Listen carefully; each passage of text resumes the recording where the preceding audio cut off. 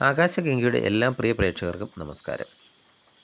ജ്യോതിഷ ലോകത്തെ ഏറ്റവും നിർണായകമായ ഒരു ഗ്രഹമാറ്റത്തിൻ്റെ സമയത്തിലൂടെയാണ് നമ്മൾ കടന്നു പോകുന്നത്.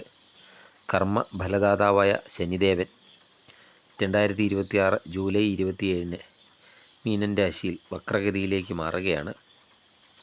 ഈ വക്രസഞ്ചാരം ഡിസംബർ 11 വരെ നിലനിൽക്കുന്നതുമാണ്. ഏതാണ്ട് 137 ദിവസങ്ങൾ നീണ്ടു നിൽക്കുന്ന ഈ കാലഘട്ടം രാശിചക്രത്തിലെ ഒന്നാമത്തെ രാശിയായ മേടൻ രാശിക്കാരെ എങ്ങനെ ബാധിക്കും? നിങ്ങളുടെ കരിയർ, സാമ്പത്തികം, ആരോഗ്യം, കുടുംബജീവിതം എന്നിവയിൽ എന്തെല്ലാം മാറ്റങ്ങളാണ് വരാൻ പോകുന്നത്? ഈ സമയം നിങ്ങൾ ചെയ്യേണ്ട മുൻകരുതലുകൾ എന്തൊക്കെയാണ് എന്ന് നമുക്ക് വിശദമായി ഈ വീഡിയോയിലൂടെ പരിശോധിക്കാം. മേടൻ രാശിക്കാരുടെ ഫലങ്ങളിലേക്ക് കടക്കുന്നതിന് മുൻപ് എന്താണ് ശനിയുടെ വക്രഗതി എന്ന് നമ്മൾ മനസ്സിലാക്കേണ്ടതാണ്. ശാസ്ത്രീയമായി ഗ്രഹങ്ങൾ പിന്നോട്ട് പോകുന്നില്ലെങ്കിലും ഭൂമിയിൽ നിന്ന് നോക്കുമ്പോൾ ശനി പിന്നോട്ട് സഞ്ചരിക്കുന്നതായി തോന്നുന്ന ഒരു പ്രതിഭാസമാണിത്. ജ്യോതിഷത്തിൽ ശനി വക്രഗതിയിലാകുമ്പോൾ അതിൻ്റെ ശക്തി ഇരട്ടിക്കും എന്നാണ് പറയപ്പെടുന്നത്. ശനി കഠിനാധ്വാനത്തിൻ്റെയും അച്ചടക്കത്തിൻ്റെയും ഒരു ഗ്രഹമാണ്. വക്രഗതിയിലാകുമ്പോൾ നമ്മൾ മുൻപ് ചെയ്ത കാര്യങ്ങളുടെ ഒരു പുനഃപരിശോധനയാണ് ശനി ആവശ്യപ്പെടുന്നത്. തെറ്റുകൾ തിരുത്താനും ജീവിതത്തെ കൂടുതൽ ക്രമപ്പെടുത്താനും ശനി നമ്മെ നിർബന്ധിതരാക്കുന്നതാണ് ഈ സമയത്ത്. മേടക്കൂറിൽ വരുന്ന അശ്വതി, ഭരണി, കാർത്തികയുടെ ആദ്യത്തെ കാൽഭാഗം ശനി ഇപ്പോൾ സഞ്ചരിക്കുന്ന അവരുടെ 12ാം ഭാവത്തിലാണ്. അതായത് നിങ്ങളിപ്പോൾ 7.5 ശനിയുടെ ആദ്യത്തെ ഘട്ടത്തിലൂടെയാണ് കടന്നു പോകുന്നത് എന്ന് സാരം. ആദ്യത്തെ ഘട്ടത്തിന് വ്യയശനി എന്നാണ് പറയുന്നത്. ഇതിനിടയിലാണ് 12ാം ഭാവത്തിൽ ശനി വക്രനാകുന്നത്.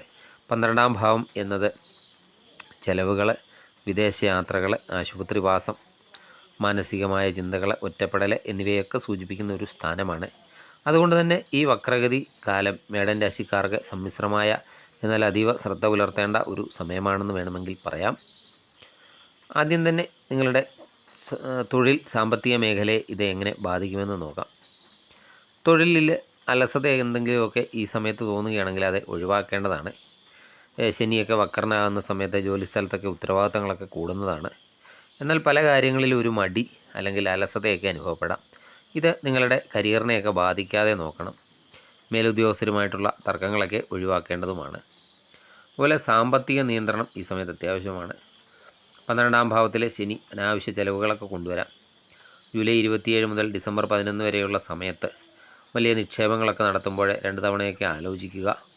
ആർക്കും ജാമ്യം നിൽക്കാനോ വലിയ തുകകളൊക്കെ കടം കൊടുക്കാനോ ഈ സമയം മുതിരുകയും ചെയ്യരുത്.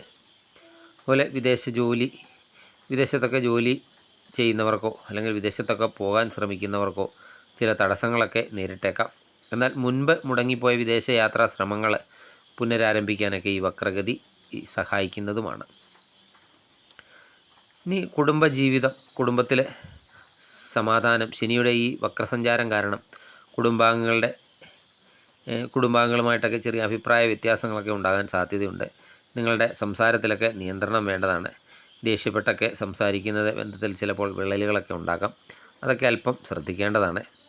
അതുപോലെ ആരോഗ്യകാര്യത്തിൽ 12ാം ഭാവം ആശുപത്രി വാസത്തെ കൂടി കുറിക്കുന്നതിനാൽ ആരോഗ്യകാര്യത്തിൽ ഒട്ടും അശ്രദ്ധ പാടില്ല. പ്രത്യേകിച്ച് ഉറക്കക്കുറവ്, കാലുകൾക്കോ സന്ധികൾക്കോ ഒക്കെയുള്ള വേദന, മാനസികമായ സമ്മർദ്ദം എന്നിവയൊക്കെ ചിലപ്പോൾ നിങ്ങളെ അലട്ടാനും സാധ്യതയുണ്ട്. കൃത്യമായ ഭക്ഷണ രീതിയും വ്യായാമവും ഒക്കെ ശീലമാക്കുക. രാത്രികാല യാത്രകളൊക്കെ പരമാവധി ഒഴിവാക്കുന്നത് നന്നായിരിക്കും. മേടൻ രാശിക്കാർ ഈ പറഞ്ഞതൊക്കെ കേട്ട് ഭയപ്പെടേണ്ട ഒരു കാര്യവുമില്ല. ശനി നമ്മളെ ദ്രോഹിക്കാൻ വേണ്ടിയല്ല ഈ മാറ്റങ്ങൾ തരുന്നത്, മറിച്ച് നമ്മളെ കൂടുതൽ ശക്തരാക്കാനാണ്. ഈ കാലയളവിൽ നിങ്ങളുടെ ആത്മീയ ചിന്തയൊക്കെ വർദ്ധിക്കുന്നതാണ്. ധനസമ്പാദനത്തിനായിട്ട് ഉള്ള പുതിയ വഴിയെക്കുറിച്ചൊക്കെ ഈ സമയത്ത് നിങ്ങൾ ഗൗരവമായിട്ടൊക്കെ ചിന്തിക്കും. ഈ വക്രഗതി കാലത്തെ ദോഷഫലങ്ങളൊക്കെ കുറയാനും ശനിദേവൻ്റെയൊക്കെ അനുഗ്രഹം നേടാനും ലളിതമായ വഴിപാടുകളൊക്കെ ചെയ്യാവുന്നതാണ്. ശനിയാഴ്ച വ്രതം അനുഷ്ഠിക്കുന്നത് വളരെയധികം ഗുണകരമാണ്. ശനിയാഴ്ചകളിൽ ശാസ്താക്ഷേത്രത്തിലോ ശനിദേവ ക്ഷേത്രത്തിലോ ഒക്കെ ദർശനം നടത്തി നീരാഞ്ജനം വഴിപാട്, അതുപോലെ എള്ളുതിരി വഴിപാടൊക്കെ കത്തിക്കുന്നത് വളരെയധികം ഉത്തമമാണ്.